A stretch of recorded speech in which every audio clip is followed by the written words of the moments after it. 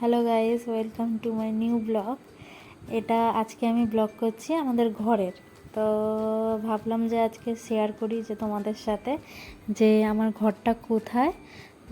আমাদের ঘর টালিগঞ্জ কবরডাঙ্গা থেকে সামান্য 10 মিনিটের ভিতরেই আমাদের বাড়ি। এ পাশ থেকে এই পিচ রাস্তাটা সোজা, বেশি দূর যায়নি, একটুখানি গিয়ে ওখানেই লাস্ট। এখানে আমাদের ঘরের সাথে আমাদের একটা দোকান আছে ছোট করে।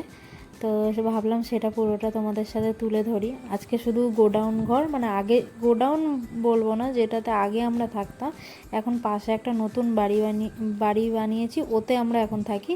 কিন্তু যেটাতে আমরা আগে থাকতাম সেই ঘরটা মধ্যে জিনিস, মানে দোকানের জিনিস আর কি রাখা হয়। তো সেই দোকান প্লাস ওই ঘর, এইগুলোর উপরে আমি আপনাদেরকে দেখাবো ভিডিওটা পুরোটাই, যে আমাদের ঘরটা কোথা থেকে স্টার্টিং হচ্ছে, কত দূর কীরকম কী আছে না আছে, ধীরে ধীরে এই ভিডিওর মাধ্যমে তোমাদেরকে তুলে ধরবো। তো এটা তো প্রথমেই দেখলে আমার ঘরের বাইরে থেকে আমি এন্ট্রি করলাম। তারপরে দোকান, এখন যেহেতু রাখি চলেই এসেছে, আজকে রাতে নয়, কালকেরে আমি ভিডিওটা আপলোড করব। তো কালকে আপলোড করব, তো কালকেরেই রাখি আর কি, মানে আজ রাতে আমি এডিটিংটা করছি আর কি। তো তার জন্য দোকানে প্রচুর রাখিও আনা হয়েছে। আর আমাদের প্রত্যেকটা সিজন ওয়াইজ রাখি, তারপরে দোলের সময় দোলের আবির, তারপর কালী পুজোর সময় বাজি বা এরকম সব কিছু আর কি অল্প অল্প করে নিয়ে আসা হয়। আমার বাবা মা দুজনে গিয়ে, বাবা বিশেষ করে মার্কেটিংটা বাবাই করে। আমি কিছুদিন আগে কাজবাজ করতাম বাইরে, এখন বাড়িতেই আছি। মা একটু অসুস্থ থাকার কারণে, তারপর মা একা সামলাতে পারতো না বলে, তার জন্য আমিও আছি বাড়িতে। তো এখন কিছুটা আমি দোকান সামলাই, বাবা বাইরের কাজবাজগুলো বাবা সামলায়। তো এখন রাখি চলছে যেহেতু, তো রাখির জন্য প্রচুর জিনিসপত্র আনা হয়েছে। রাখি যদি তোমরা কেউ নিতে চাও আমাকে বলো, আমাদের দোকানটা কোথায় আমি ঠিকানা দিয়ে দেবো, সেখানে যদি কেউ আসতে চাও তো আসতে পারো। তো এইটা আমাদের ছোট্ট দোকান, বেশি বড় নয়। আমাদের দোকানটার বয়স 10 বছর হয়ে গেল।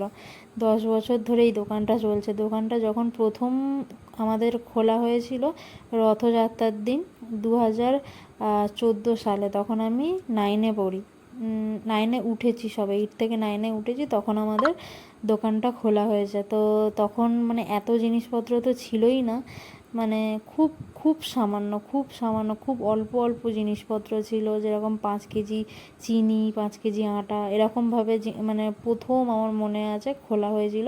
সেখান থেকে এখন মানে ভগবানের আশীর্বাদে এখন আমাদের মোটামুটি ভালো, এখন বস্তা বস্তা সব জিনিসপত্র আসে।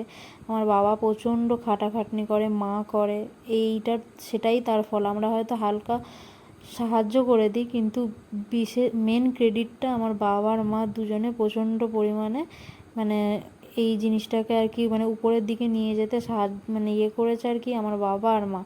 তো সেই জন্য এখন আমাদের মানে এটা হচ্ছে ফ্রিজ আমাদের, মানে এটা একটা ফ্রিজ আছে। আর আমাদের নতুন ঘরে মানে পাশেই নতুন ঘরটা, ওখানে একটা ফ্রিজ আছে। আর এই বড় ঘরের মধ্যে একটা ফ্রিজ আছে, 3টে ফ্রিজ আছে আমাদের এখন। তখন যখন নতুন দোকানটা খুলেছিলাম তখন আমাদের একটাও ফ্রিজ ছিল না। অল্প কিছু দুধ আনা হতো, এনে সঙ্গে সঙ্গে বিক্রি করা হতো। 2-4টে করে নিয়ে আসা হতো, 5টা নিয়ে আসা হতো, জিজ্ঞেস করে নেওয়া হতো। এরকমভাবেই ধীরে ধীরে অনেক স্ট্রাগল করে তারপরে এই জায়গায় আজকে আসতে পেরেছি। তো আমি এত কিছু করি, তো আমি করি, তারপরে আমার ভাই 9-এ পড়ে, এখনও ছোটই বলতে পারেন।